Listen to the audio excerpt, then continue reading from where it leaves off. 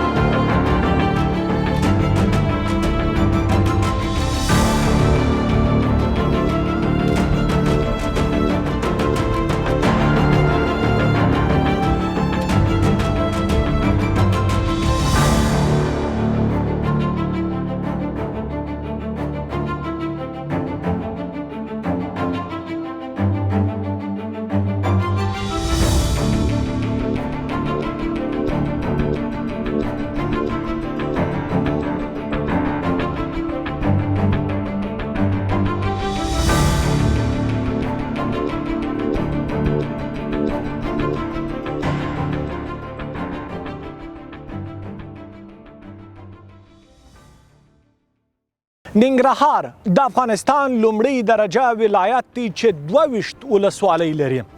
دغه ولایت د فرضي کرښې پر اوږدو باندې پروت دی او تورخم بندر هم پر همدې ولایت کې شتون لري چې دې مسلې د دغه ولایت ارزښت هم پراخ کړی دی. دغه ولایت په دې وروستیو کې د سلګونه زره هغه افغان کډوالو کوربه و چې له پاکستان څخه په زوره راشړل شوي دي. دا ولایت د اقتصادي پلوه خورا د اهمیت وړ دی ځکه چې د کونړ سیند د همدې ولایت پر سینه باندې پاکستان ته بهیږي. دغه ولایت د تاریخي پلوه خورا د ارزښت وړ دی ځکه چې تر نن ورځې پورې د بودایانو لرغوني آثار پر خپله غیږه کې ساتلي دي. نن دلته جلال آباد ته راغلي یو تر څو پورې د خلکو د امنیت، روغتیا او اقتصادي پرمختګونو په اړه باندې شته فرصتونو او ننګونو په اړه له دوی څخه واورو. دا د خلکو غږ دی. د علم، هنر او ادب د کور او د همیشه بهار په نوم مشهور دا ولایت د افغانستان په ختیځ کې پروت دی. ننګرهار د خپل مناسب اقلیم په لرلو سره دغه ولایت خلکو ته د ژوند مناسب چاپیریال او د پرمختګ خورا ښه شرایط برابر کړي دي.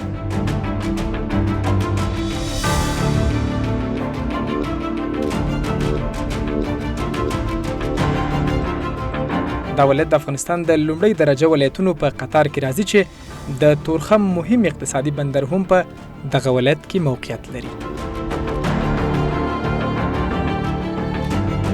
ننګرهار د شمال له لارې له کونړ او لغمان، ختیځ او جنوب له لارې خیبر پښتونخوا پېښور، د لویدیځ له لارې له لوګر او کابل او جنوب غرب له لارې له پکتیا سره نښتی دی.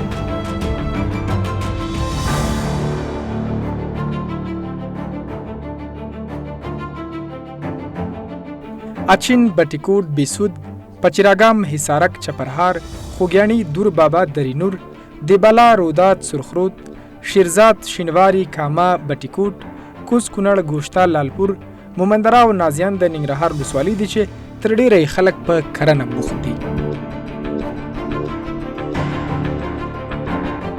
موږ دا ځل د خلکو غږ خپرونې لپاره د دغه ولایت مرکز جلال آباد ته راغلي یو.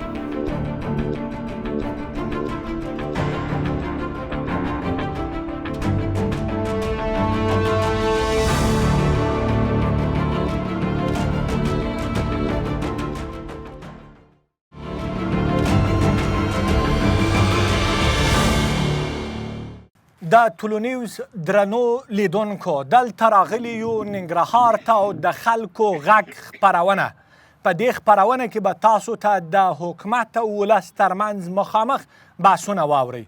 د دغې خپرونې درانه میلمانه مو دي د ننګرهار مرستیال والي عزیز الله مصطفی صاحب، همداشان د ننګرهار د عامې روغتیا رئیس شریف الله امین صاحب او همداشان د ننګرهار د پوهنې ریاست مرستیال سید محمد صادق هاشمی صاحب او همداشان را سره قومي مشر حاجی محمود آغا میلمانه دي. د باس درنو ګډونوالو ستړي مسئ ښه راغلاست او د ادیانسو تاسو ټولو ته ستړي مسئ وایم ښه راغلاست، کور مو آباد، ژوندي اوسئ. پیل د ننګرهار له ښاغلي مرستیال والي صاحب څخه کوو. مصطفی صاحب که راسو همدې ته چې د اسلامي امارت پر بیا واکمنۍ را په دې خوا د ننګرهار عمومي وضعیت څه دی یا کوم خواته تللی دی؟ بسم الله الرحمن الرحیم. ستاسې او ستاسې د همکارانو نه همدارنګه د مجموعې د ګډونوالو نه ډېره مننه چې په دغه د خلکو دپاره هم دغه پروګرام تیار کړه تر څو د ولس او د حکومت ترمنځ غږ ورسیږي. ننګرهار الحمدلله د فتح نه دې خوا په هغه ابتدا سر کې یو څه نامني وه، د هغې نه دې خوا تر دې دمه پورې الحمدلله داسې امن و امان دی چې نه موږ په اطرافو کې مشکل لرو نه په ښاریاتو کې مشکل لرو او الحمدلله ننګرهار ورځ تر بلې پرمختګ کوي، هم په اقتصادي لحاظ باندې هم په انکشافي لحاظ باندې او د امنیت لحاظ باندې خو انشاءالله کامل اطمینان درکوو. څنګه چې په ټول افغانستان کې امنیت برابر دی، ننګرهار ولایت کې 100% امنیت برابر دی، په ټولو برخو کې انشاءالله پرمختګ روان دی. صحیح. که راسو نورو برخو ته مثلا ترافیک، مثلا د دې ترڅنګ اقتصادي برخه دلته په ننګرهار کې ګمرک هم شتون لري؟ ښار کې که راشو ترافیکو برخه همدارنګه د ګمرک برخه د ټولو خدمات معیاري روان دي، ښه روان دي. کوم ځای کې چې مشکلات ته په وخت رسیدګي کوو، د ولسونو په مخ باندې د ولایت دروازې خلاصې دي، هر وخت دوی راتلی شي، زموږ سره ستونزې او مشکلات شریکولی شي. ترافیکو برخه کې ښار هم وړوکی دی، ښار ګڼه ګوڼه زیاته ده، د رکشو ازدحام زیات دی. د دغې د نور تولید او نور وارداتو دپاره موږ مرکز سره هم خبره شریکه کړې، د نور واردات هم ننګرهار ولایت ته بند کړي تر څو دغه ازدحام په ګڼه ګوڼه کموالي کې موږ خواري وکړو او دغې دپاره یو ترانسپورټي شرکت سره وزارت قرارداد کړی تر څو د رشکو دپاره مسیرونه وټاکي او دغه رش او ګڼه ګوڼه کمه کړي.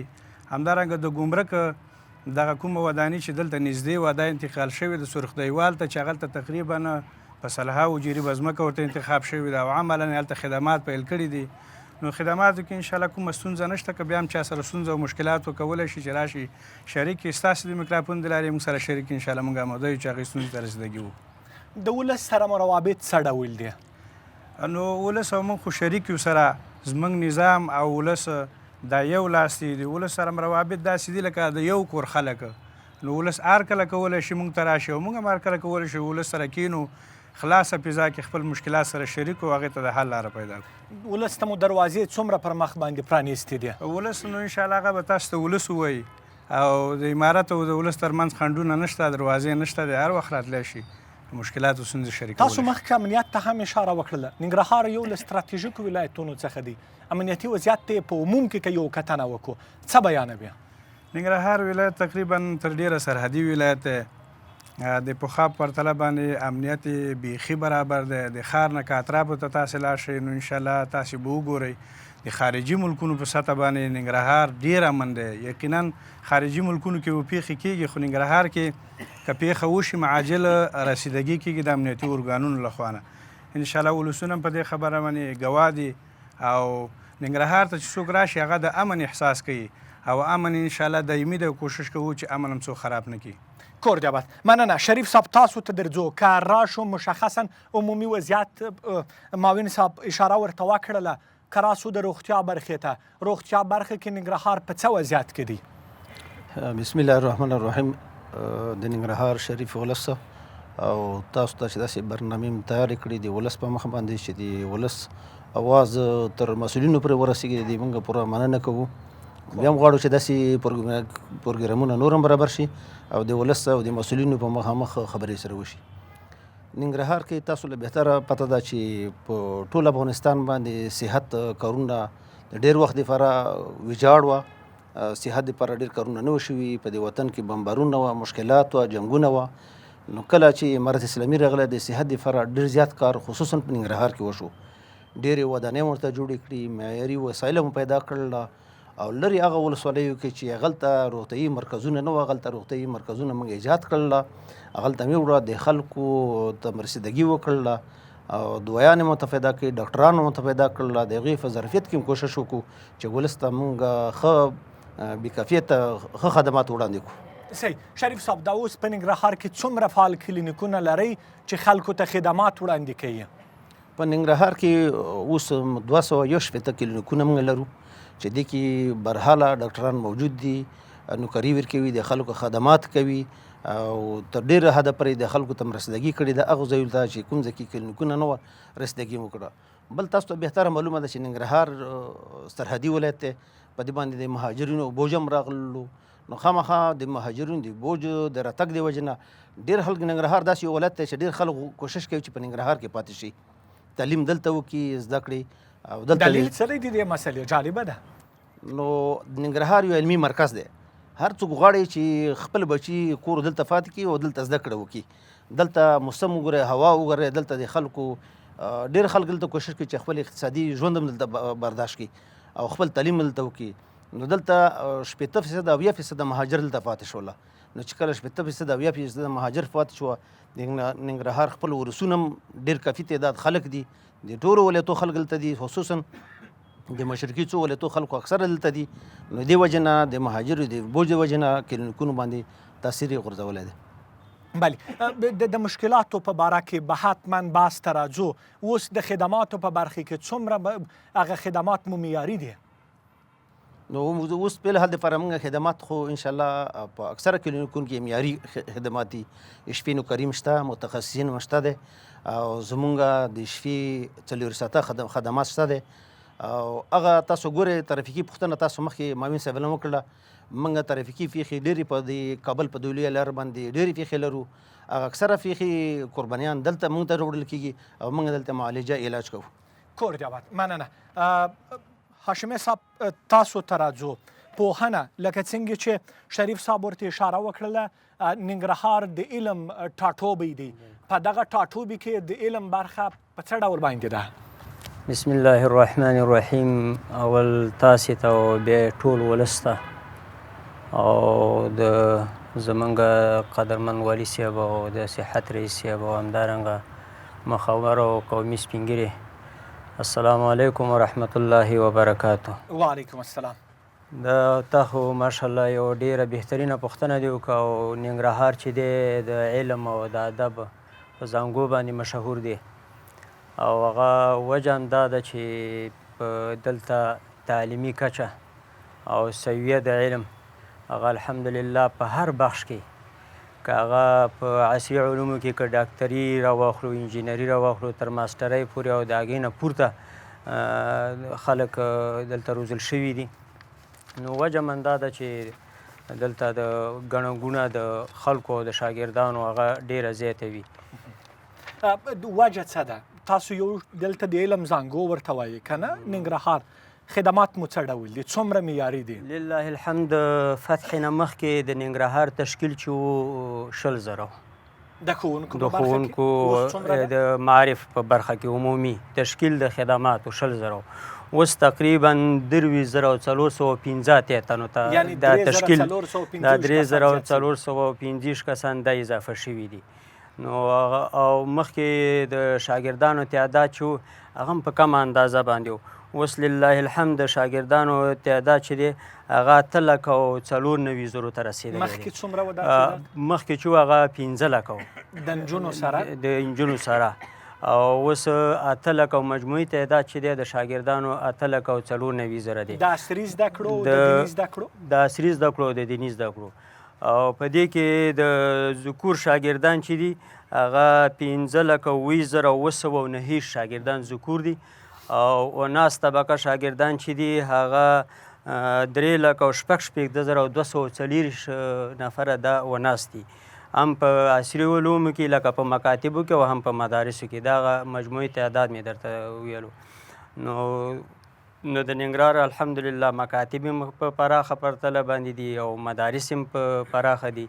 د فتح نه مخکې کوم بستونه چې اعلان شوي وو تاسو ته به پخپله د هغې معلومات وو د هغې بستون انتقال چې دی هغه بیا په اسلامي امارت کې وشو او د دې دپاره ځانګړې بودیجه ورته تخصیص شوه بیا هغه د ازموینې ملي ادارې د لارې نه د هغې امتحان واخیستلی شو چې د ریزرف استادانو هغه پروسه چې وه تر پروسه کال د پای پورې هغه وچلېدله نو سږ کال بیا موږ تقریبا 255 تنه ښوونکي خالي بستونه دا هم درکړي په دې خاطر باندې دي چې څه متقاعدین دي او څوک هغه فوت شوي یا بعضې کسان چې دی د معرف نه تلي نورو اداراتو ته نو الحمدلله د اسلامي امارت یوه مهمه پالیسي د ولس په مخ کې هغه دا ده چې په دغه بستونو باندې ځانګړي استخدام نه دی شوی بلکې دا زموږ د وزارت د لارې نه هلته موږ لیږلي دي او د وزارت د لارې نه اعلان ته ورغلي او د ازموینې ملي ادارې شارټ لیست شوی دی او په دې را روانې هفته کې انشاءالله چې د هغې پروسه به هم د امتحان شروع کور کېږي جواد مننه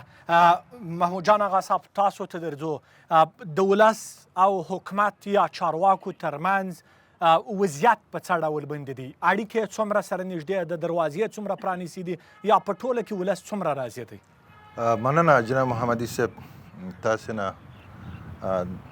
اول تاسې ته جناب معاون صاحب ته رئیسابانو ته د ننګرهار ولسونو ته او ستاسې تلویزیون لیدونکو ته سلامونه احترامات وړاندې کوم وعلیکم السلام دا چې د اسلامي امارت د فتح څخه وروسته کوم وضعیت په ننګرهار کې حاکم دی الحمدلله ولسونه ترې تقریبا مطمئن دي او ډاډه دي هر وخت کولی شو چې د ولایت مسؤلینو سره یا د ریاستونو مسؤلینو سره ورشو کینو حتی بعضې وخت داسې هم شوی دی چې د رسمیاتو نه فارغ وخت کې هم دوی سره د ملاقات زمینه مساعده شوی دی ناست یو غږ هم رسولی ورته دا چې په ټولو بخشونو کې ستونزې شته مشکلات شته دا بېله خبره ده اما کوشش شوی دی چې هغه ستونزو مشکلاتو هم رسیدګي وشي مګم شته بعضې ستونزې هم لرو مشکلات هم لرو خو په کل کې الحمدلله د مسؤلینو او د ولس ترمنځ باندې هغه اړیکه انشاءالله ښه دی کېږي چې غوښتنه شوې ده وخت ورکړل شوی دی ولس سره او ولس کولی دغه اړیکه څه ډول ده عمودي ده افقي ده په څه ډول باندې ده دا اړیکه مستقیم ده ځکه چې که څوک کوم مشکل لري غالبا چې موږ اکثر چې تللي وو ولایت ته خپله والي صاحب معاون صاحب دوی په بلکل په چمن کې به ناست وو مراجعینو ته ازادي وه څوک چې به راتله عرایض به راتله یا به نور خپل ستونزې مشکلات به راوړل او که د ولسوالۍ نه څوک راځي بیا د ولسوالۍ د طریق نه یا د ولسوالانو د طریق نه راځي یا د ریاستو د طریق نه راځي او یا که خپله څوک مراجعه کول نو به د ولایت دروازې سره هلته بیا مراجعه کوي یا پذیرش دفتر لري د هغې د طریق نه راتلی شي ولایت مقام سره د خلکو غوښتنو ته څومره په اوسني وضعیت کې لبیک ویل شوی دی دا چې ستونزې مشکلات ما مخکې په خپلو خبرو کې ویلي چې ډېر زیات دي دلته تقریبا 40 کاله نه رئیسه چې جنگ دی ناامني ده مشکلات ډېر زیات دي په هغه ټولو بخشونو کې نو زموږ مسؤلین کوشش اتلوس کړی چې ځان ورسوي خو نه هغه چې څنګه لازم ملزوم ده په هغه شکل باندې زموږ ستونزې نه دي حل شوي بلکې ولس ستونزو سره مشکلات سره لاس و ګریوان دی دا اوس موږ په معارف کې داسې مشکلات لرو مکتبونه لرو د استادانو کمبوتات لرو مثلا د قرطاسیو د مواد درسي مواد راځم ورته کور جواد مننه دا چې د ولس غږ خپرونه ده ورځو ولس ته له ولس یې اورو هغه کسان چې سوالونه لري غوښتنه به مې ترې دا وي چې لنډ سوالونه وکړي تر څو پورې ډېرو کسانو ته وخت ورسیږي هغه کسان چې سوال لري مهرباني خپل لاس راته اوچت کړئ حاجي صاحب محترم ته مایک ورکړئ بسم الله الرحمن الرحیم ډېرو درنو مشرانو راغلو مېلمنو قومي مشرانو السلام علیکم ورحمت الله وعلیکم زه رحمت الله فیضي یم د اولې ناحیې وکیل یم وروره معارف کې ستونزه ولې نشته غاړه ولې بندوئ ولې دا نجونو مکتبونه نه خلاصېږي مشکل څه شی دی دا د قوم غوښتنه ده دا د ولس غوښتنه ده تر څو د صبر کاسه نور بند ختم ده صبر کاسه بله خبره دا ده د مقام د ولایت نه مشوره څه غواړم مهرباني غوښتنه غواړم چې دغه سیتامه کې مشکلات شته زربستري زموږ سره څو ځلې وعدې وشو چې په دې ننګرهار جوړېږي خو د خلکو مشکل حل نه شو وعدې ډیر کېږي ما تطبیق نشته. کور دی آباد. یو بل سوال به هم راواخلو. بسم الله الرحمن الرحیم. د محترم معاون صاحب او رئیس صاحب او دا ټولو ته السلام علیکم ورحمت الله او د ولسونو خلکو ته ټولو ته السلام علیکم ورحمت الله. وعلیکم السلام. محترم زمونږ په انګورباغ ساحه کې د جرغاړه کې د داود خان د وخت نقشه ده، خو دغه سړک زمونږ جوړ نه شو. لږ ساحه یې جوړه شو، نور همداسې پاته ده صاحب. دا ټول ګرد غبار دی همدغه ساحونه راځي موږ ته صاحب. موږ دغه غواړو، دغه ولسونه هم دا غواړي چې دغه ساحې زمونږ د انګورباغ د جرغاړې ساحه پخه شي او چې خلکو ته مریضي پیدا کېږي او جوړې ناجوړي پیدا کېږي. دغه خلکو دپاره ستونزې ده. موږ دا غواړو چې صاحب دغه سړک موږ ته جوړ شي. کور دی آباد. السلام علیکم. مننه. درې سوالونه وسول. یو بل سوال به هم راواخلو. دا ځل به ځوانانو ته ورسو. په دا دریم قطار کې دغه ځوان ته مایک ورکړئ. د ټولو مشرانو په اجازه سید سمیر سادات یم، د ننګرهار ولایت ژورنالیزم پوهنځي محصل. زما پوښتنه د پوهنې رئیس صاحب ته راجع کېږي، هغه دا چې دوی په خپلو خبرو کې ویلې چې د په ننګرهار ولایت کې 23,000 ښوونکي عملاً تدریس کوي او د زده کوونکو تعداد یې 8 لکه وښوده. که دا شمېره موږ تقسیم کړو، په هر ښوونکي ته 4 زده کوونکي رسېږي، چې زه خپله د مکتب څخه فارغ شوی یم چې دا اعداد تر ډېره ناسمه ده.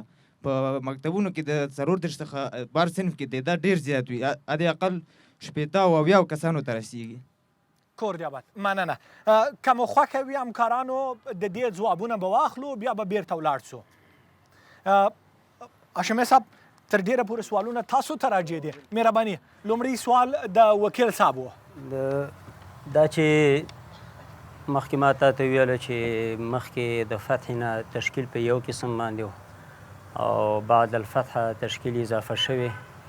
د ښځینه استادانو ګمارنه چې ده تقریبا وروسته د فتح نه 1415 تنه ښوونکي موږ استخدام کړي دي. 1406 ښوونکي ښځینه استادانې د فتح نه وروسته مخکې هغه د کوم ریزرفو کې چې راغلي استادانې وي هغه استخدام شوي او د جمهوریت په وخت کې د استادانو ښځینه استادانو تعداد 1400 چې ما دلته اوس څومره دي؟ اوس مجموعي تعداد چې دی 3019 طبقه استادانې موږ لرو. دا په کوم ځای کې تدریس کوي؟ دا په مکاتبو کې. مکاتب خو له شپږم ټولګي پورته باندې خو زمونږ یوازې په ښار کې په ګڼ تعداد باندې غټې لیسې لرو د وناسو طبقې او شاګردان هم ډېر زیات دي او په ولسوالیو کې هم شته دی لیسې. نو ځینې داسې غریزې ولسوالۍ به وي چې هلته به د وناسې استادانې به ني چې هغوی به تعلیمونه نه کړي.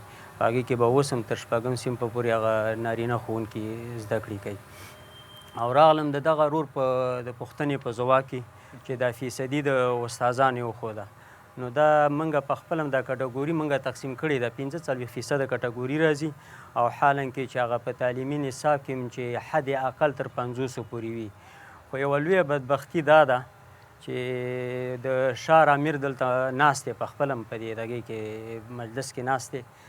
موږ چې کله هم د ولسوالیو نه علاوه یوازې په ښار کې موږ 3000 کسه ښوونکي لرو په ښار کې.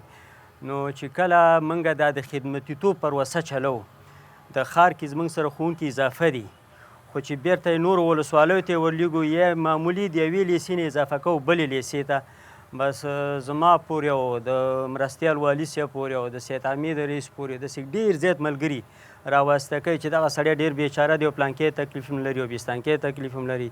نو افغانان خو بس ټول حریص خلک دي.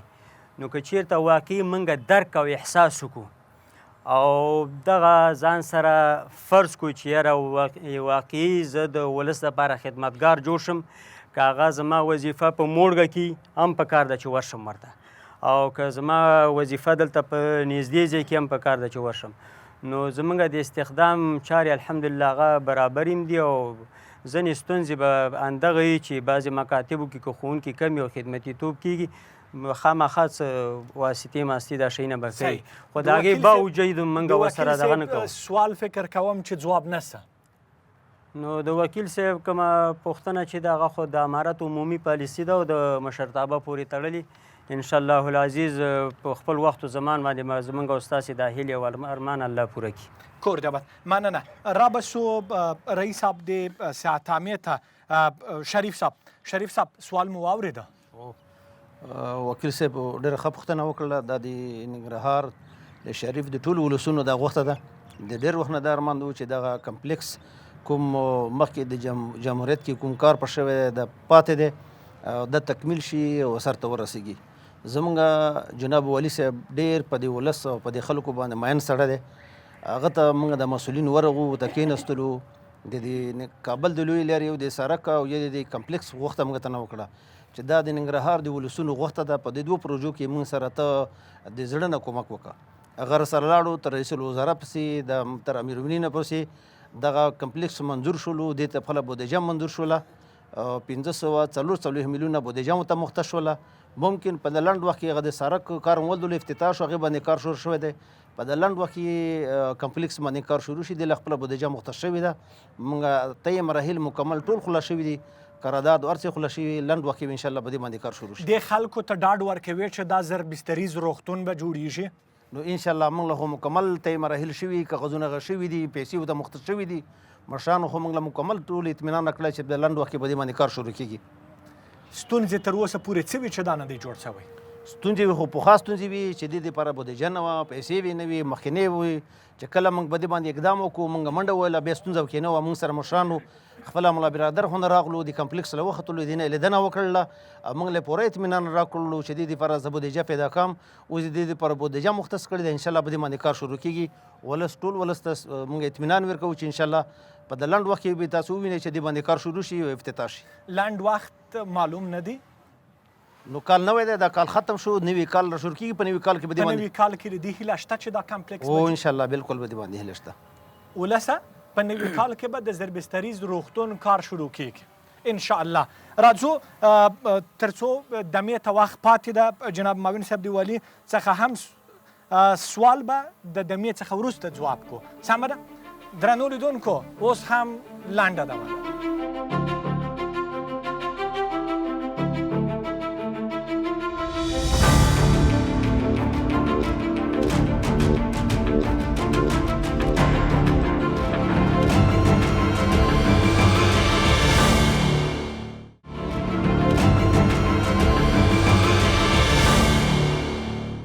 درنو لیدونکو بیا هم ښه راغلاست. دا د ولس غږ دی.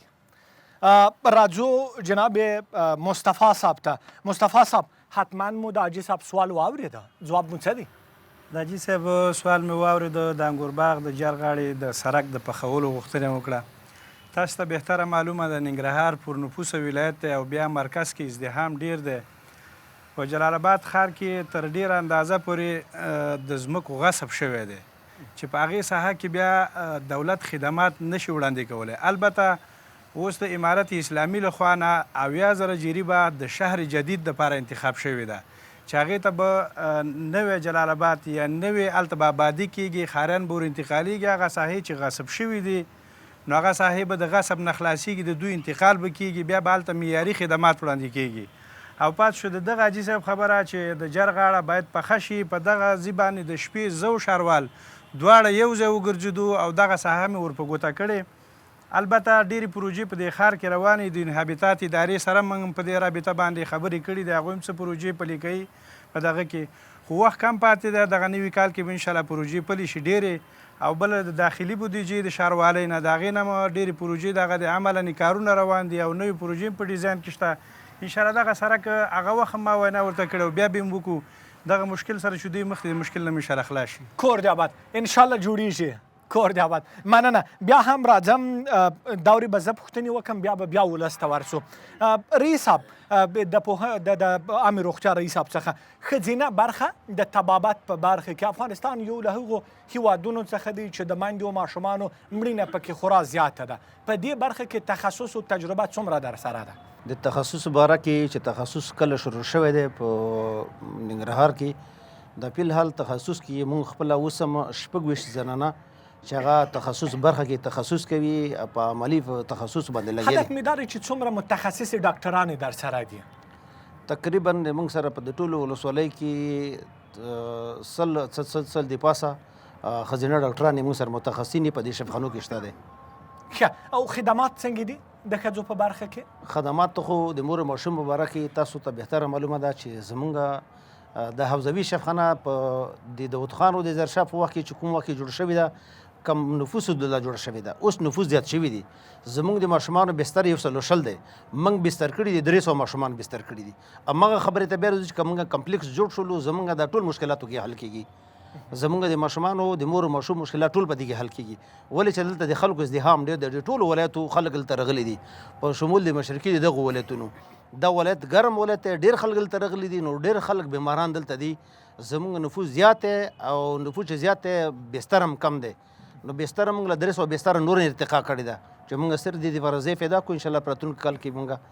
شریف صاحب، دا ښځینه ډاکټرانې چې دي د ننګرهار د درانه ولس د خدماتو لپاره کافي دي د ښځینهو په برخه کې؟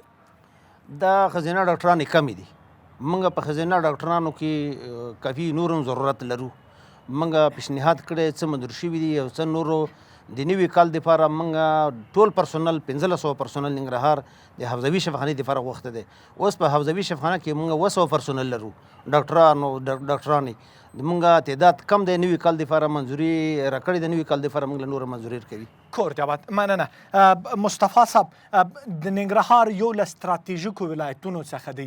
دا هغه ولایت دی چې په تیر دور کې دلته شدیدې او خونړۍ جګړې هم ترسره سولې او دلته د مخالفینو د ډالو د شتون ادرسونه هم موجود وو. اوس دلته که مخصوصا د داعش په اړه باندې راسمه یا نورو ګواښونو په اړه باندې څنګه د وضعیت؟ ننګرهار خو الحمدلله ما د غونډې په پیل کې هم درته وي د امنیت د باب باندې اوس 100% امنیت غونډ ډلې شتون نه لري. هغه وخت سره چې کومې د فتح نه مخکې د داعش په نامه کومه ډله موجوده او امارت اسلامي هغه وخت سره ختمه کړې. البته د فتح نه وروسته چې کم تو مشکلات پیدا شو، هغه زندانیان چې د محبسونو نه راخوش شو زمونږ یو شمېر هیوادوالې په شهادت ورسول.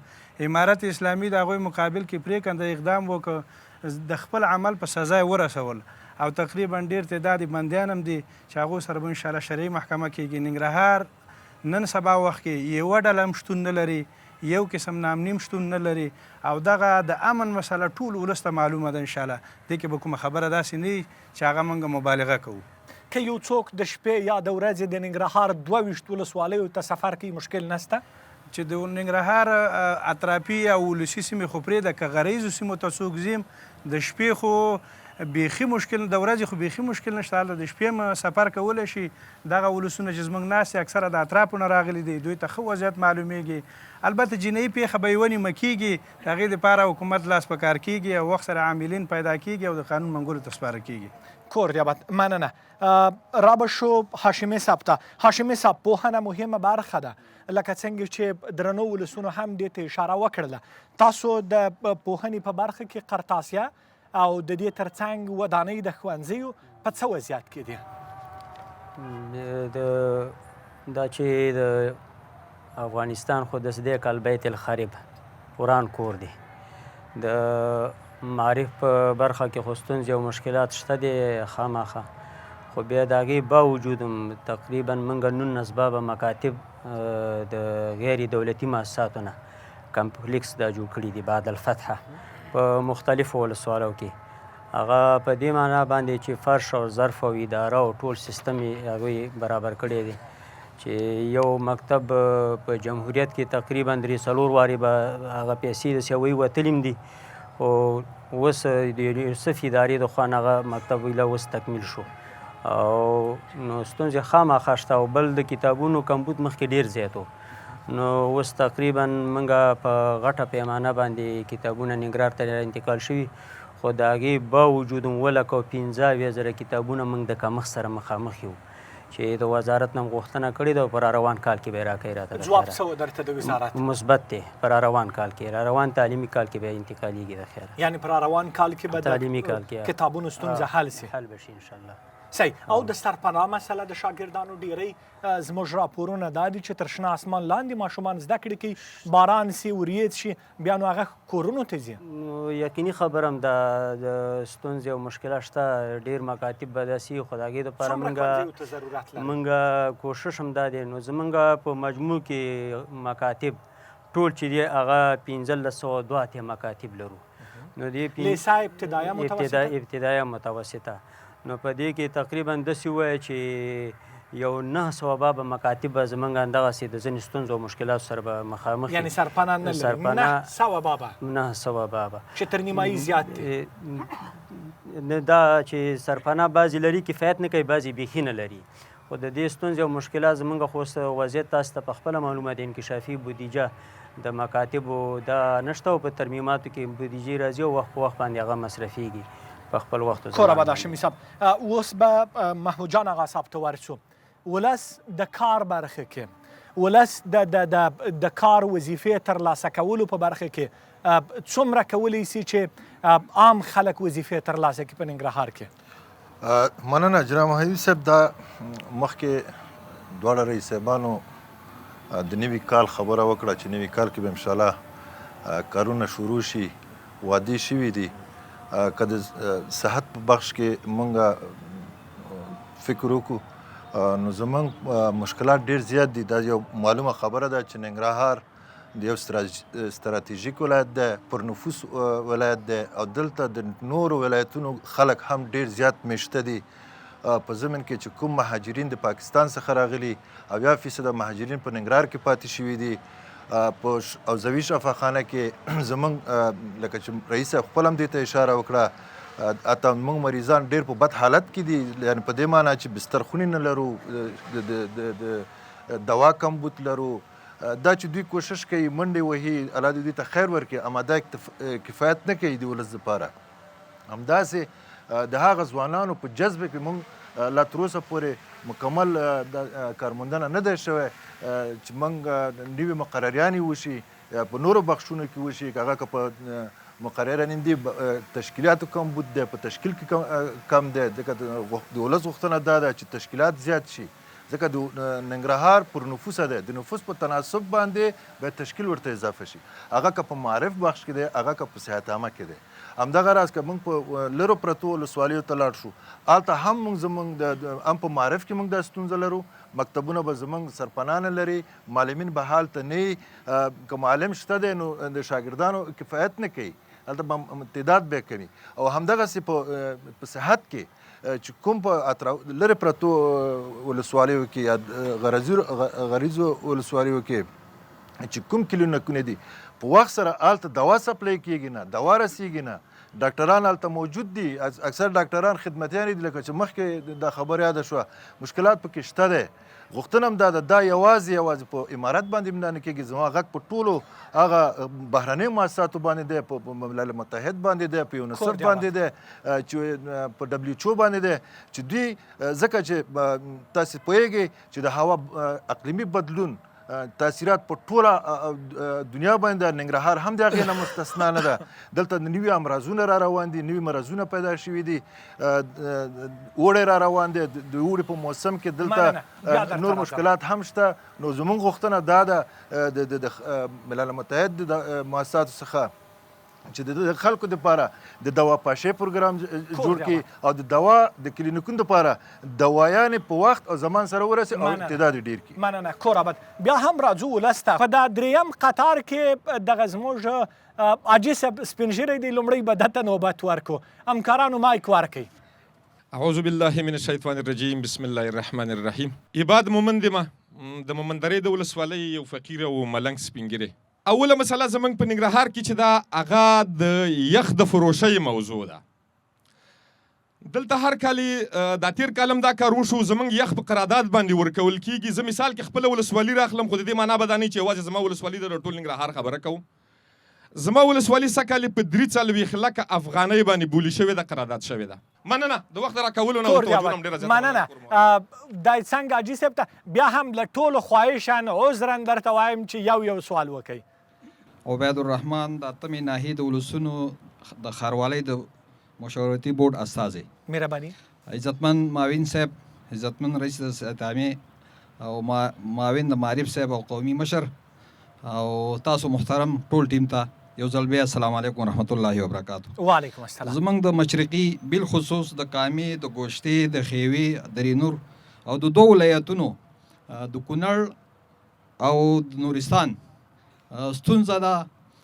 یو سړک په جمهوریت کې 40 متره 13 کیلومتره د بسودو پل نه تر خیوي ولسوالۍ پورې دغه شوی 10% جوړ شوی دی.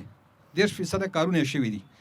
دا چې د یادو ولسوالیو مریضان په صح حالت کې راځي، په لاره کې په شواهدو سره ویلی شو چې طلب شوي دي، په حق رسېدلي دي. غوښتنه م له تاسو او محترم معاون صاحب نه چې د یاد سړک پروژه د راتلونکي دا داخلي پروژه ده. معاون صاحب محترمه چې دا غوښتنه وشي له مرکز نه، زمونږ د ټول د دې مشرقي غوښتنه ده چې دا دغه شي ده بودیجه ټول شي. ومن الله توفیق. کور دې آباد. ژوندي اوسئ. دې خواته به راسو، د حاجي صاحب ته ورکوئ، مشر مو د سپین ږیری مو دی، ده ته مایک ورکوئ. بسم الله الرحمن الرحیم. معاون صاحب او ډاکټر صاحب راغلي ټول استادان، میلمانه، شاګردان، ټولو ته السلام علیکم ورحمت الله وبرکاتو. وعلیکم السلام. زما په کس صرف 3 غوښتنې دي. د شهري مدیر صاحب سره مې خبره کړې وه، مخکې معاون صاحب هم رئیس تعلیم تربیه و.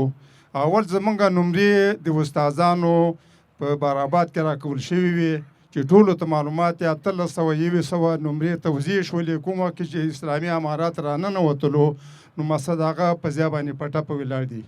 بل زمونږ اصول صنفي شاګردان هغه وناسو ته تبدیل شو، بېسواده شو، ټول بېسواده شو. او بل مقصد هغه استادان چې تقاوت شوي دي، تقاوت نه همداسې بې محرومه پاتې دي. او بل مقصد موږ استادانو لیسانسات د دې استادانو معاشاتو کې 2000-3000 روپۍ هم کمبود پکې راغلو. استاد ته باید ډېره متوجه شي. استاد نه باید پیسې ورته ورکول شي چې کار شاګردانو ته وکړي، تعلیم ته کار وکړي. هغه د دې استادان د دې چې هغه تعلیم وکړي هغه ته لرې کوي او زده کوي، نو شاګرد نو استاد به څنګه هغه ورکړي درس. کور دې آباد. بیا درته راځم. یو سوال دی اخر نه اخلو. دغه عینکې چې په سترګو باندې دي هغه حاجي صاحب خړه خولۍ یې په سر کړې ده. بسم الله الرحمن الرحیم. محمد کمین هلال د څلورمې ناحیې وکیل یم. د ټولو راغلو میلمنو او د ولایت معاون صاحب نه او مشرانو نه السلام علیکم ورحمت الله وبرکاته. او هیله مې د دونه دا ده چې تیر حکومت کې د اسلامي نړیوال پوهنتون د ننګرهار سره وعده شوې وه او د هغې غوښتنه کوو. بل د کونړ په سیند باندې د برق د برېښنا په هغه باندې د بندونو جوړولو اوس هم ډېرې وعدې شوي دي او تر اوسه پورې د هغې نتیجه لا معلومه نه ده. غواړو چې په هغې باندې د برق هغه جوړ شي. کور دې آباد. مننه، خوشحاله اوسئ. مننه. کور آباد. ښه، د دغې ځوانانو نه به یو سوال واخلو. بسم الله الرحمن الرحیم. هر څه تر وړاندې ټولو راغلو میلمنو ته سلامونه وایم. پوښتنه مې دا مې روغتیا رئیس څخه ده. راځم د ننګرهار لرو پرتو ولسوالیو ته. په مثال کې د ننګرهار اچین ولسوالي ورکوم، د ننګرهار حصارک او ترڅنګ د ننګرهار خوږیاڼو ولسوالي. په ننګرهار اچین ولسوالۍ په غنیخیل ولسوالۍ کې مونږ یو ډي ایچ لرو. د غنیخیلو ولسوالۍ او د اچین ولسوالۍ لرې پرتې سیمې ترمنځ باندې تقریبا 3 الا 4 ساعته لار ده. هغه ځای څخه چې څه وخت مریض راځي د ننګرهار د غنیخیلو ډي ایچ ته، نو په لاره کې خپله ساه ورکوي. ژوندی مثال یې دا وایم، تېره ورځ موږ یو ملګری په یو تصادفي پیښه کې زخمی شوی و، نو چې د لرې پرتې سیمې نه د غنیخیلو ډي ایچ ته راتللو په لاره کې ساه ورکړله. دا زما یو غوښتنه ده. موږ په غنیخیلو الا اچین ولسوالۍ کې نه سی ایچ سی لرو نه بي ایچ سی لرو. باید دومره خو وکړي چې یو مریض راځي چې د هغه وینې یا بلیډینګ مخه یې ونیول سي.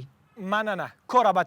دا ځوابوو، بیا درته راګرځم. سمه ده، دا ځوابوو. اول به معاون صاحب ته ورسم. معاون صاحب ځینې سوالونه تاسو ته راجع وو. مهرباني.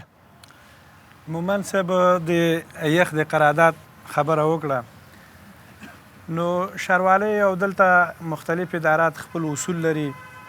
تاسو ته بهتره معلومه ده چې زموږ ډیره تکیه په داخلي عوایدو باندې ده. خارجي مرستې یا کومکونه یا رسمیت پیژندنه هغه خو ټول ولس ته معلومه ده. زموږ تکیه اکثره په داخلي عوایدو باندې. دغه موضوع تیر کال را پیدا شوه، بیا مشرانو د کال په نیمایي کې دا موضوع پسخه کړه، دا قراردادونه یې پسخه کړه. انشاءالله آینده کال لپاره به د قرارداد موضوع نه وي په د ښاروالۍ په دغه کې.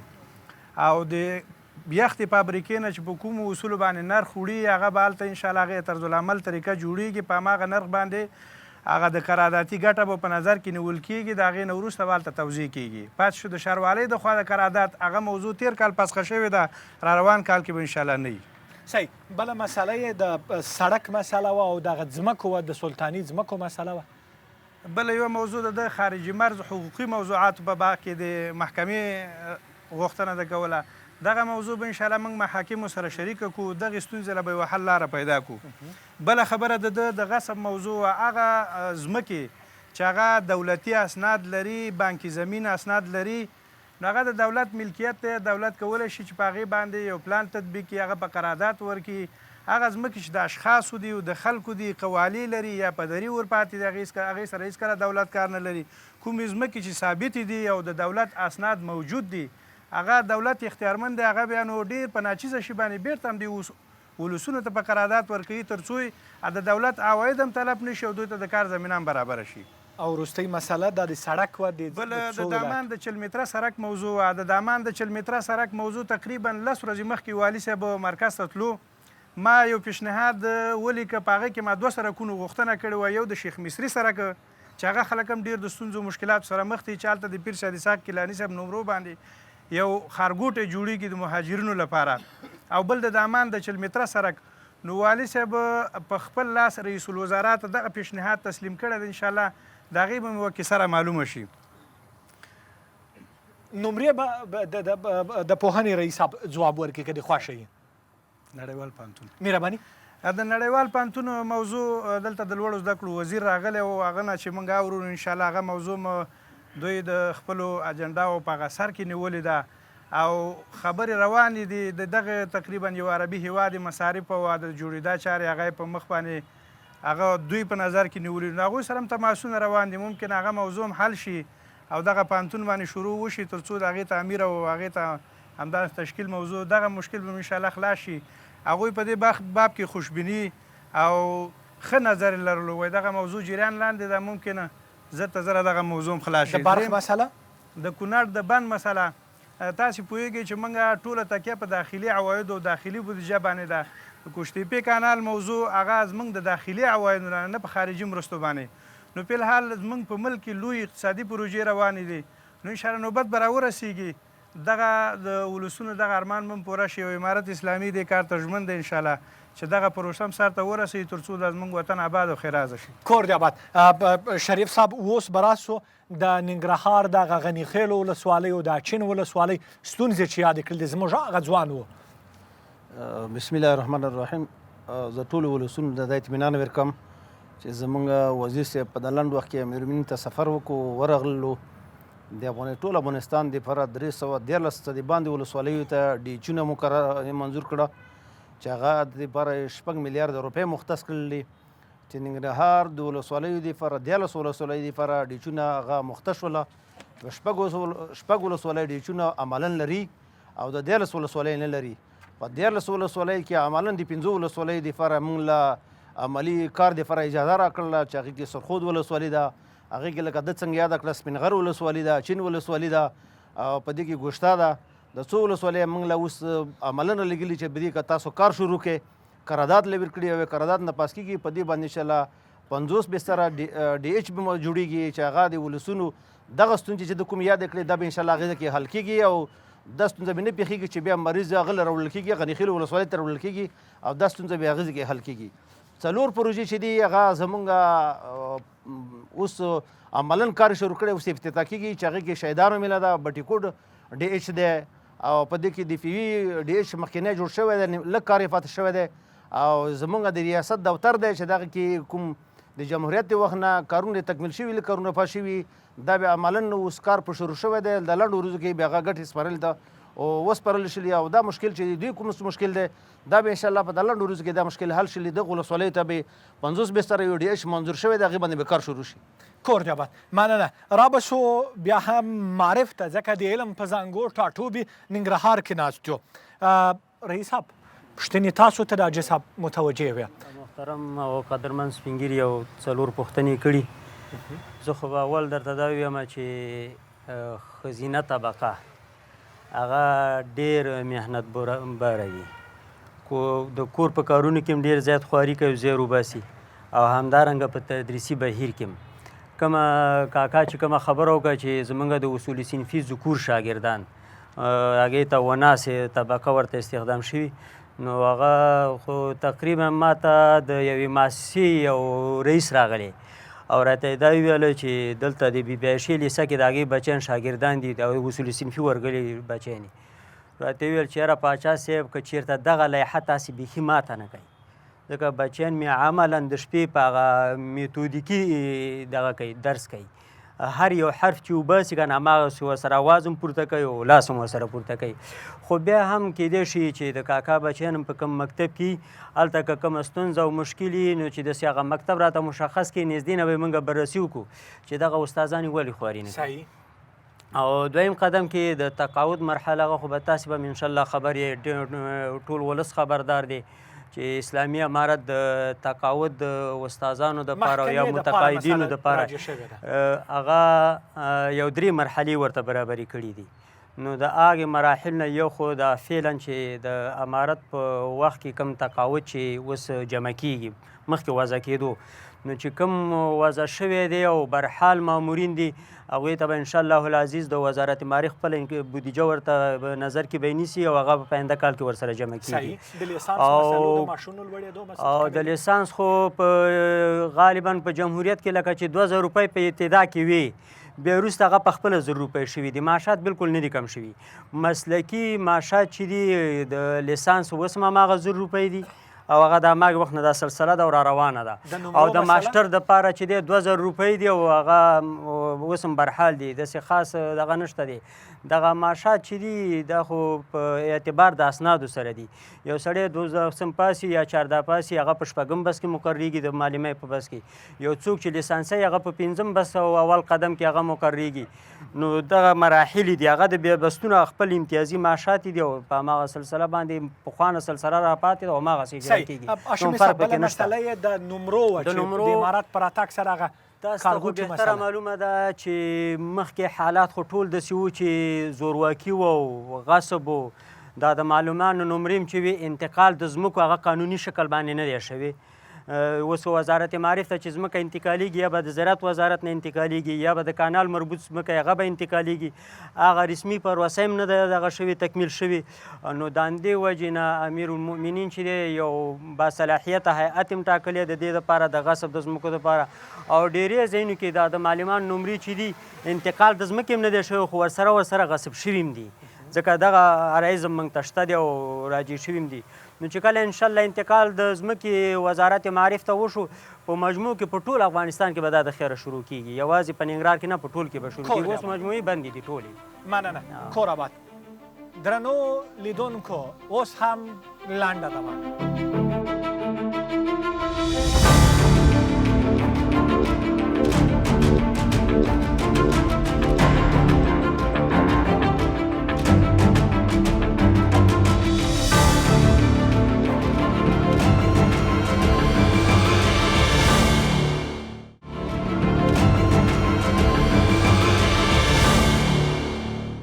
درنو لیدونکو بیا هم ښه راغلاست. د ولس غږ خپرونه ګورئ.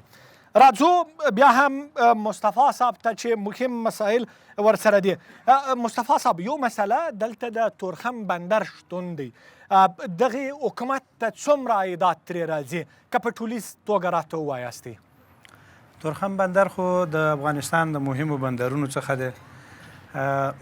البته په دقیق ډول به راته نه معلوم چې څومره عواید راځي، خو تقریبا د افغانستان د مشهورو او د غټو بندرونو څخه دی چې تقریبا په زرهاو لارې د ورځې اوړي او راوړي او د تاجرانو مالونه هغه هم اخواته اوړي هم دې خواته اوړي. نو تقریبا دقیقه شمېره نه راته معلومه، هغه به انشاءالله وخت سره بیا به ولسو. صحیح. بله مسله د کابل ننګرهار د دوهم سړک جوړولو مسله ده. دې برخه کې څومره پرمختګ شوی دی؟ د کابل جلال آباد دویم لین سړک تقریبا د ډیر وختونو نه د ولسونو غوښتنه وه. دا یو خوب او خیال خو نن په حقیقت باندې بدل شو. د مشرانو په حال و ځلو باندې عملاً کارونه روان دي تقریبا تر ګندمک سیمې نه پورې.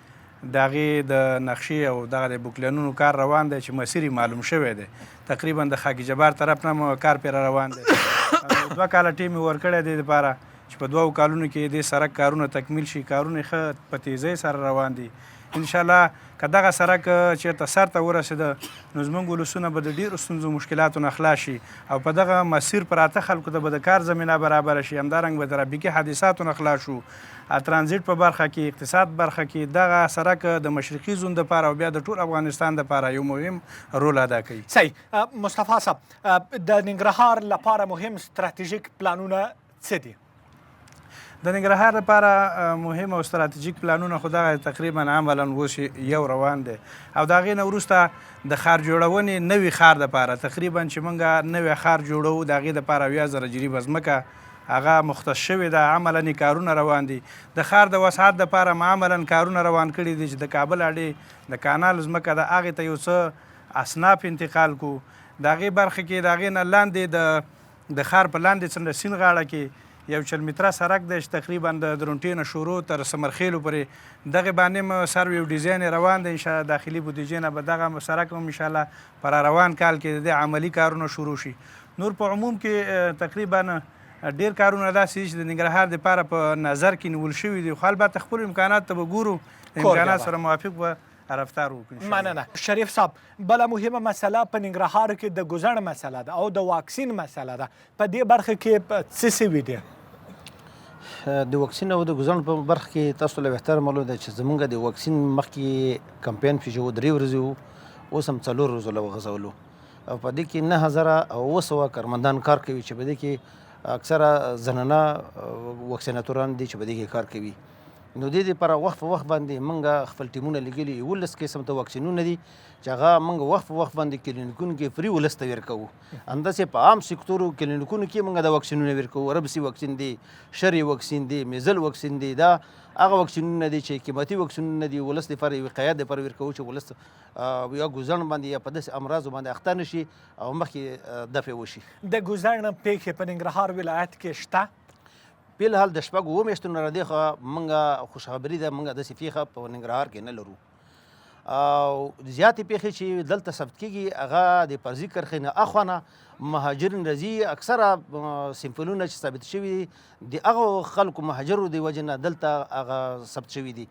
موږ په 7 میاشتو کې اوس پیښه نه لرو. د ګوزړ واکسین په اړه باندې د خلکو اندو تفکر څه ډول دی؟ د ګوزړ واکسین په باره کې د خلکو عامه پوهاوی د علما کرامو د میډیا طرف دا اوس کافي زیات شوی دی. زموږ ټارګېټ هم زیات شوی دی. دې وجې نه موږ د 8 میاشتې کېږي چې موږ کومه پیښه نه لرو. دې وجې نه ولسونه په دې شي باندې پوه شوي دي چې دا واکسین ضرور دی چې خپلو بچیو ته د 5 کلونو ښکته ماشومانو ته باید د تطبیق کور دی آباد. مننه. راځو قومي مشر محمود جان اغا صاحب ته. ولس له خپلو مسؤلینو څه غواړي؟ محمدي صاحب زمونږ غوښتنه دا ده چې د ولسونو غوښتنه البته دا ده چې ننګرهار ولایت لکه چې څنګه وویل شو یو سرحدي ولایت ده، بیا په څنګ کې یو زراعتي ولایت ده. موږ په زراعتي سکتور کې ځان ته خپل مشکلات لرو. غوښتنه هم دا ده د معاون صاحب څخه او د امارت اسلامي څخه چې د سربدونو په جوړولو کې د دهاقینو سره د اصلاح شوي تخمونو په رابطه همدغه راز د هغه پخوانی یو سیستم دلته موجودو چې کوپراتیفونه وو د حقینو سره ډېر کومک کېدله. هم د تخمونو په رابطه به ورسره کومک کېده، هم د سرو په رابطه به کومک کېدله، هم د تراکتور او نورو وسایلو باندې. زموږ اوس هم زراعت په سنتي شکل باندې دی. حالا دا چې موږ دنیا نړۍ مخ په 21 پیړۍ کې یو دلته د ساینس او ټکنالوژي پرمختګ دی نو دغه زراعتي زموږ باید په صنعتي باندې تبدیل شي چې د لږ مځکې څخه عظیمه استفاده وشي. د دې په څنګ کې موږ د شاړې دښتې دي، دغه دښتې باید زرغونې شي. تاسو ته به معلومه وي چې د کونړ سیند څخه دغه ډاکټر ناکامورا چې کوم کانال شروع کړی و چې هغه د مروارید کانار په نامه باندې و هغه نیمګړی پاتې شوی دی نو زما غږ په ټولو خارجي مؤسساتو باندې او بیا په همداسې معاون صاحب ته د عرض دی چې دغه کانال تکمیل شي او په د ګمبري باندې راتاو شي چې دغه دښتې زرغونې شي او هم د خلکو دپاره به د کار زمینه مسیده شي او هم دښتې به آبادې شي او بله غوښتنه هم دا ده د امارت د مشرانو څخه دغه قراردادونه چې دي د ولایت په صلاحیت کې تر 3 کالو پورې دی نو غوښتنه هم دا ده چې حد اقل دغه قراردادونه باید اوږدمهاله شي او اوږد ورته ورکړي بله غوښتنه دا ده چې ځوانانو دپاره باید د کار زمینه مساعده شي زموږ ډېری ځوانان اکثره د بېروزګارۍ څخه بهر وطنو ته روان دي بهر وځي غوښتنه هم دا ده چې دغه ځوانانو دپاره کار زمینه مساعد شي که په داخل کې کار نه مساعد کیږي دوی دپاره په اسلامي هېوادونو کې قطر دوبۍ امیر اماراتو کې دلته به کار وشي کور دې آباد هاشمي صاحب څخه یو سوال کوم چې ماته مهم بریکي د ښوونکو استخدام مو د څه پر اساس دی مخکې ما تاسو ته ویله چې په خبرو کې زمونږ 200 بستونه خالي بستونه چې هغه موږ درکړي وو او بیا هم آزاد رقابت لارې نه اعلان ته م ورکړه د هغې دپاره شارټ لیست شوی دی تقریبا 5410 چې په دې کې 19 طبقه چې دي 1901 پکې 19 طبقه دي او خالي بستونه د 19 هم چې دي 1 بستونه دي نو لکه څنګه چې قومي مخور مشر ویل چې دلته د کارونو ولس چې دی هغه د فقر او نیستۍ سره مخ دی او بل طرف ته توجه هم ټول اندې دولت طرف ته ده د دې 201 بستونو دپاره 15000 کسان دغه کوي د ثبت نام کوي او هغه دغه هم ډېره ټیټه راځي نو زمونږ انشاءالله چې د آزاد رقابت د لارې نه واسطه منئ نه واسطه خو بیخي نشته دی ځکه داسې مشران درته راولي لکه دلته چې ناست دي دا د ریزرف پر وسه ده او دلته به ډېر کسان به داسې موجود وي چې په یو بس چې اعلان ته ورکولی شو تقریبا یو بس ته مثلا 10 نفرو ثبت نام کړي خو لوړه نمره پکې چې د چا و هغه خو پکې مقرر شو دغه نور چې دی په نورو ولایتو کې زه به یو خبره د خپل ولس سره شریکه کړم په لنډو کې ننګرهار ولایت چې دی هغه د علم زانګو ده کندهار او ایسته جنوبي ولایتونو کې د ریزرف نمره چې و هغه 45 وه چې یو استاد به 45 نمرې وړي وي هغه به استخدام کېدو خو ننګرهار دپاره دغه کټګوري چې وه 95 وه تاسې ټول په دې باندې شکر وباسئ ځکه دلته د علم سطحه چې دغه ډېره لوړه ده د علم سطحه لوړه ده نو 95 وه نو چې کوم کسان به د دې نه بیا ښکته وو هغوی به کوشش کوو زه ریزرف کښې هغه به وزارت ایستلی او د ریزرف مننه هاشمي صاحب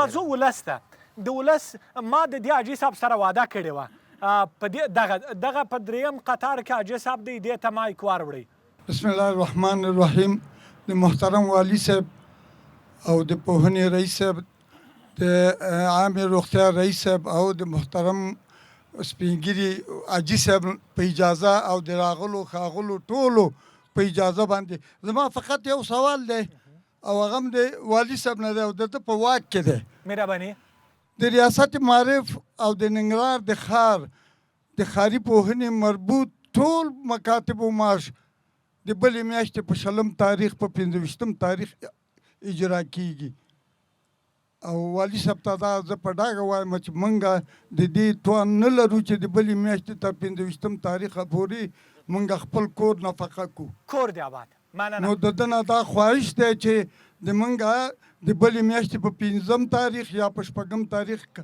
دا معاش اجرا شي موږ به ورنه منندویه یو مننه هغه حاجي صاحب چې ولاړ دی هغه حاجي صاحب سره مې ژمنه کړې ده هغه توره لونګۍ چې په سر کړې دی هغې ته مایک واروړئ بسم الله الرحمن الرحیم د ما سلام د ټول قومونو ته ورسیږي سره له والي صاحب خبره ما دا ده یو خو د غصب نارې نه ویل کېږي دا افغانان د کومه څه لاړ شي یو که یو جونګړی چېرته جوړه کړي هغه دوی پې رانه کېدای 2 مکتب لرو پیزای نه لرو کلینیک لرو دوا نه لرو کلینیک لرو کوټه نه لرو وطاق نه لرو او یو د باریکاو د چورګلۍ د ډاک کوچان زوتوخان ملک وسلام کور دې آباد مننه هغه اخري ځوان چې ولاړ دی هغې ته مایک ورکوئ بسم الله الرحمن الرحیم سلامونه نیک هیلې احترامات ټولو راغلو مشرانو ته قدرمنو میلمنو ته او د تلونیوز نړیوال راډیو ټلویزیون ټولو لیدونکو اورېدونکو ته وړاندې کوم لومړۍ پوښتنه مې له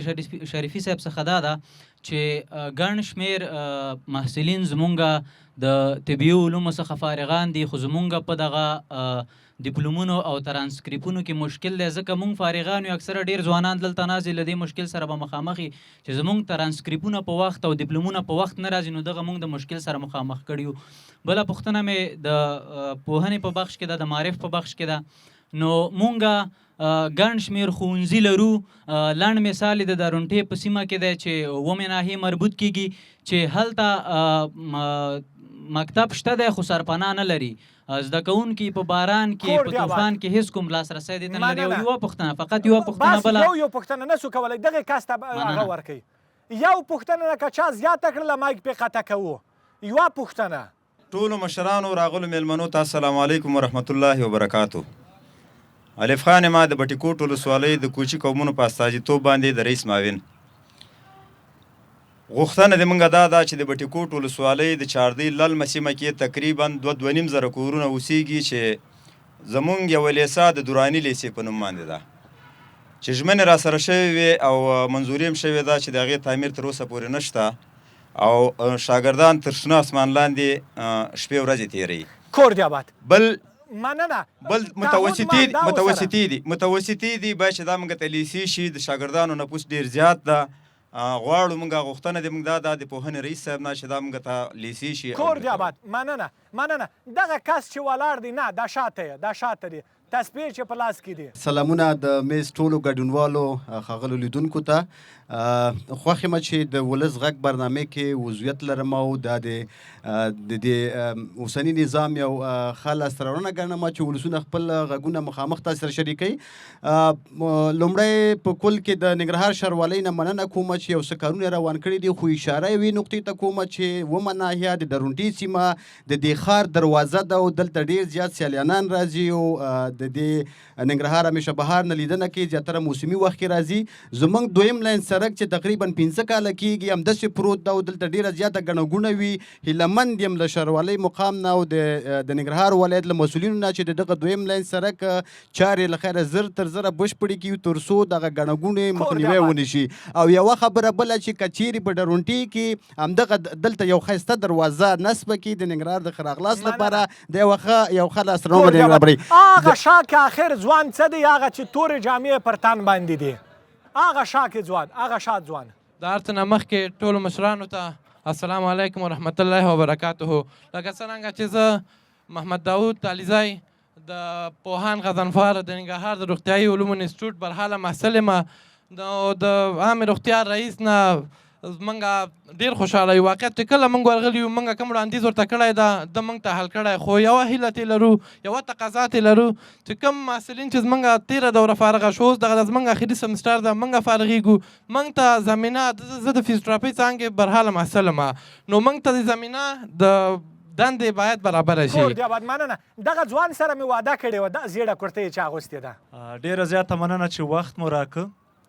زما غوښتنه ده مهرباني د ننګرهار ولایت بالخصوص د جلال آباد ښار 9 ناحیې دي، چې 9 ناحیو کې 9م 8م 2م 6م دا په داسې ساحو کې دي چې هغوی البته دلته ډېرې د ژوند خبرې وشوې، ژوند وپالل شو، ژوند ته ډېرې خبرې وشو، خو زما خبره د هدیرې پورې مربوطېږي. دلته مونږ په ښار کې 2-3 هدیرې لرو، ډېر نږدې دي. مقام خان هدیره ده، د شهیدانو تپه ده او ځینې نور، خو هغوی اوس تر دې حده رسېدلي چې سړک ته رسېدلي. بالخصوص د ښار اصلي اوسېدونکي د هدیرې د نه شتون سره مخامخ دي. دوی حیران دي چې خپل د مړي د حرمت. او یوه لنډه بله غوښتنه ده مرستیال صاحب نه، آیا مرستیال صاحب چې دغه د طبابت یا د روغتیا د ډګر اتلان که هغه په میډ لیول کې ده، که هغه اداري دي او که نورې برخې دي، آیا دوی په دغه ننګرهار په دغه ځمکه په دغه خاوره کې د یوې نمرې ځمکې حق لري او که نه لري؟ که لري نو نور د یو خرګوټي موضوع. قطار اول مهرباني. کور دی آباد. ډېره مننه. قطار اول به یاجي صاحب مایک بیارن. بسم الله الرحمن الرحیم. اول ټولو راغلو ګډونوالو ته خپل سلامونه وړاندې کوم. پس د سلامه زما سوال له محترم مولوي صاحب مصطفی خان څخه ده. یو خو داسې هغه خبره ده د هغه د کابل جلالاباد دوه سړک وکړه ډېره ښه خبره یې وکړه خو موږ هیله دا ده چې دا تر اخره تعقیب کړي او ټول راته جوړ کړي مشرقي والو ته یوه دومره خبردار ده چې موږ په دې سرخود کې 2 شارکونه لرو یو شارک د شیخ مصري په نامه ده یو د چمتالې په نامه ده او اوس شهرسازي او د زراعت ریاستونه حیاتان لېږلي موږ د کاکړک د قاري اوسېدونکي یو دا کاکړک یې ټول تر کورو پورې تر ویالو پورې بیا هغه کړی دا سروې کړی هیله هم دا ده چې موږ ته لږ ځان منطقه پرېږدي دغه رقم باندې سروې چې دا دوی کړې ده دا به موږ سره انصاف نه وي او انصاف دې راسره وشي مننه السلام کور دې آباد. علیکم والي صاحب معاون صاحب تاسو ته اول سوالونه راجع دي که لنډ ځواب ورکړئ دا به دې مهرباني لومړنی سوال د مروارید کانال باره کې و دلته تقریبا د داود خان د وخت عمومي پروژه ده چې د کونړ سیند نه یوه غټه ویاله تقریبا چې هغه غرم ورته سولی کېږي او درونټې ډیم ته راغورځول کېږي نو هغه انشاءالله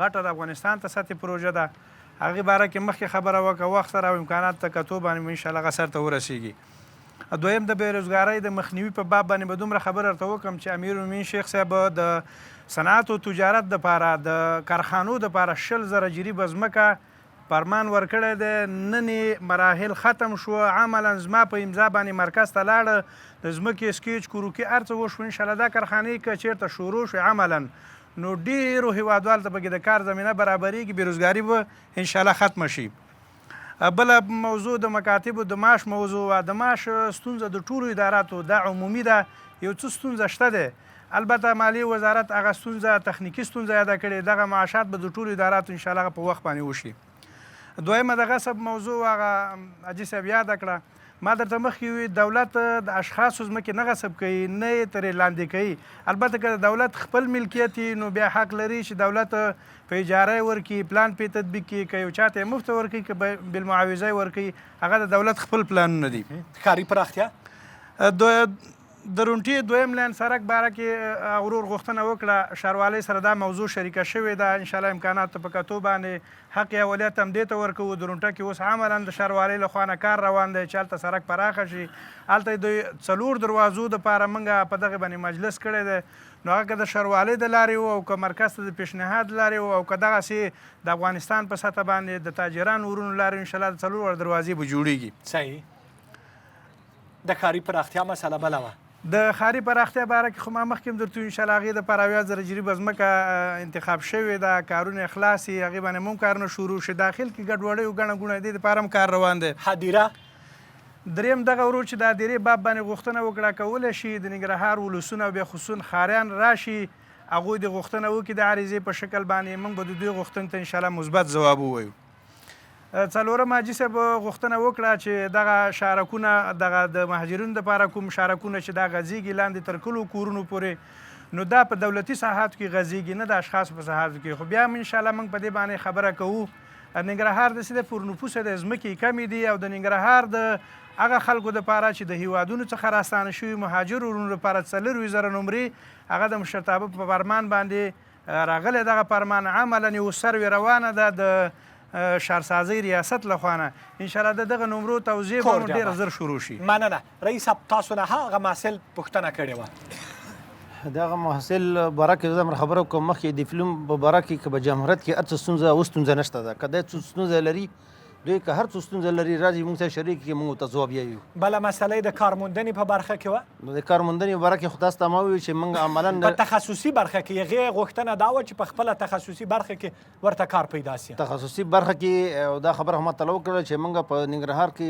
14 ډیچونه جوړېږي چې هغه څنګه جوړېږي د ټولو ته کار زمینه کې برابرېږي نو ما ټول کار به انشاءالله د دوی که دوی ته به سیستم کې کار برابرېږي په هغه کې دوی خپله داخله واخلي هغې کې به انشاءالله امتحان د لارې وکړي راځي کور دې آباد مننه هاشمي صاحب تاسو ته هم ځینې سوالونه متوجه وو مهرباني نو مخکې خو ما دا کوم سوالونه چې شوي دا تکراري دي نو په خپل وخت سره به انشاءالله العزیز د بټي کوټ کومه لیسه چې د هغې ته به هم نوبت ور ورسېږي د درانیو لیسې غوښتنه یې وکړله دلته د کوچانو بټي کوټ کې د درانو لیسه وه نو په خپل وخت و زمان باندې به نوبت ورسېږي زموږ د حفظ او مراقبت او د انجینرۍ یو مستقل مدیریت دی دغه څومره مکاتبو دغه چې موږ ډیټا راخلو نو کال په کال باندې تدارکاتي پلان جوړو او هغه کټګوري د اوله درجه او دویمه درجه او دریمه درجه انتخاب رئیس کوي. بیا د هغې نه وروسته وزارت ته ځي. وزارت خامخا چې یو څه به اندازه پروژې موږ زیاتې کړي نو د ځینې بودیجې د کمښت د وجې نه هغه بیا په کم اندازه کې راځي. مثلا 20 پروژې تلي هغه بیا تشي یا وشي نو انشاءالله العزیز نوبت په ورته رارسیږي کېږي به د خیره خو لږ صبر او زغم غواړي. بل دویمه خبره هغه د مزاحیه به وکړو چې دغه مکاتب ګوره ډېر پخوا نه وړاندې هغه پراخه ډالر چې دلته راورېدل نو هېڅ هم داسې غږ نه دی پورته کړی چې راشه دغه مکتب راته جوړ کړه. خو الحمدلله موږ د وطن اصلي بچیان یو په دې خپل امکاناتو به درته د خیره ډېر څه به وکړو د خیره که د الله رضا او وخت را سره یاري وکړه. معاشاتو مسله معاشاتو کې زمونږ ستونزه او مشکل نشته. موږ د ولسوالیو هغه استحقاقونه چې څومره راځي هغه استاد محترم چې و د ښار دغه ده نو دا ښار مکاتب مخکې ما ته ویل چې د ولسوالیو په پرتله باندې دلته تشکیل ډېر زیات دی چونکې د پوهنې امریت ته د لیسو نه چې کوم استحقاقونه ورځي خامخا د وخت ځنډ سره به هغوی مخامخ کېږي. دا فعلا د تېرې میاشتې د یوې ولسوالۍ مخ چې دی پرون اجرا شوی نو هغه زموږ د خوا نه مشکل به نه و او د مصروفیت نه به نه و هغه مشکل دا چې د دوی استحقاقونه وروسته را رسېدلي دي. کور دیابت مننه. د محمود آغا صاحب څخه بیا یو پوښتنه هغه دا چې څنګه کولی سو د ولس او حکومت ترمنځ دا رابطه ټینګه وساتو؟ مخکې دی نه چې داسې د سوال ځواب ته ووایم زه غواړم چې د جناب معاون صاحب توجه یوه نقطې ته واړم هغه چې موږ همیشه دغه ملي تاجرانو ته بلنه ورکوو. دلته مخکې ویل شو چې امارت اسلامي د تاجرانو دپاره نوي نمرې هم ځکه په نظر کې نیول شوی دی خو دغه تاجرانو دپاره بعضې ستونزې هم ډېر زیات دي. مثال په ډول باندې ټکسونه ډېر زیات په تاجرانو باندې واردېږي. مثلا په ګمرکاتو کې په خام مواد باندې چې واردېږي په دې باندې ټکس شته دی. دغه باید لرې شي ځکه چې دغه تاجر دا راوړي دلته د انتقالوي او دلته کارخانه کې کار پې باندې کوي برق نشته د برق ستونزه پکې موجوده ده. مثلا په ګمرک کې موټر ولاړ ده دغه تعرفه جګېږي تاجر خبر نه ده چې دا تعرفه د چا په مشوره جګ شوی دی. مثلا د یو موټر محصول 60,000 روپۍ کېږي موټر راوړه په ګمرک کې ولاړ ده تعرفه 40,000 ته ختلی ده کله چې د محصول ته وړاندې کېږي نو 40,000 کېږي. زما غوښتنه د معاون صاحب څخه دا ده چې د مرکز د مشرانو سره دا خبره شریکه کړي چې کوم تعرفې جګېږي باید د تجارانو سره په دې کې همغږي وشي او پوښتنه ترې وکړي. مننه. کور آباد معاون صاحب له تاسو څخه به وپوښتو پیغام د خپل ولس ته څه دی؟ دا د علم پروره اتلانو زانګو ده.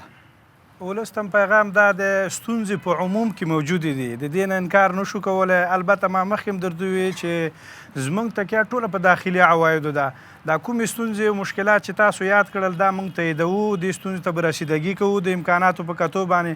البته د مرکز څخه هم غوښتنه دا لرو چې ننګرهار مرکزي ولایت دی د مرکزي ولایت په اندازه باندې سهم ورکول شي تر څو زموږ ولسونو ستاسو ستونزې او مشکلات رفع شي او ستاسې ستونزې او مشکلات ته به انشاءالله موږ خامخا رسیدګي کوو. البته امکانات تاسې هم ګورئ او موږ هم ګورو امکانات ته په کتو به انشاءالله ستونزو ته رسیدګي کوو انشاءالله دا هم سره وعده ده. ډاکټر صاحب ستاسو پیغام خپل ولس ته څه دی؟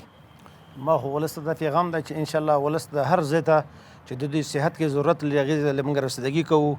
یوه خبره دومره زیاته کړم چې په دغه کال کې د 2 میلیونو په ارزښت ډالرو باندې موږ هغه طبي وسایل چې هغه عصري ټکنالوژي وه موږ د ماساتو په مټ باندې د نور ډونرانو په مرسته تجارانو په مرسته باندې راوړله په دغه شفاخانو کې نصب کړله.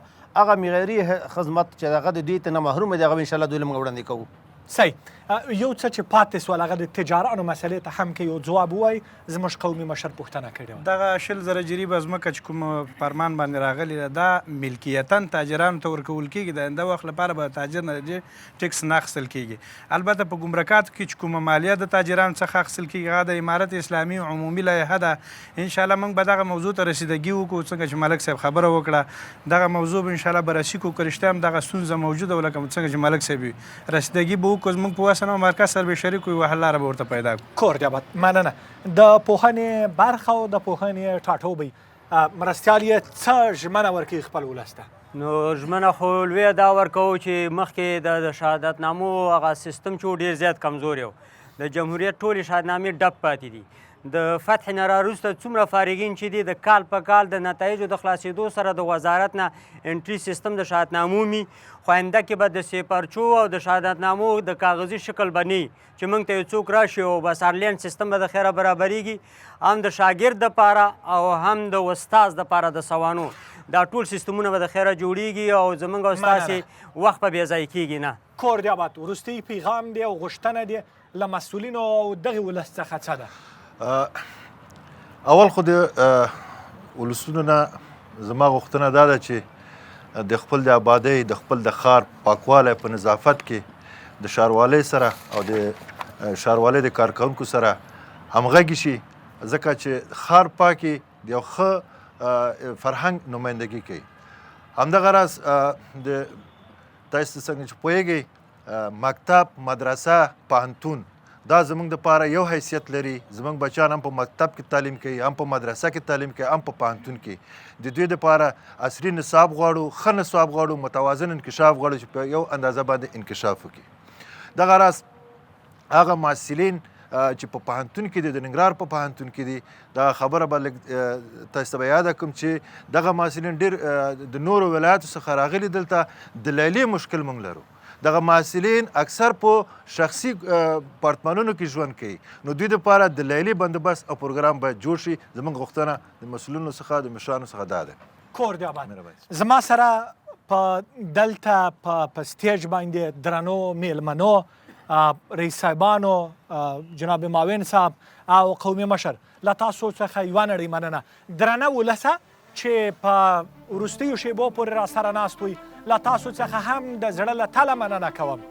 دا د ولس غږ دی ولس ستاسو او طلوع ستاسو او حکومت ترمنځ ارتباطي پل دی په دې هیله باندې چې دا خپرونې وغځوو او ستاسو غږ تر خپلو مقاماتو پورې ورسوو د یو تلپاتې آزاد آباد او پرمختللي افغانستان په هیله تر بیا د خدای پامان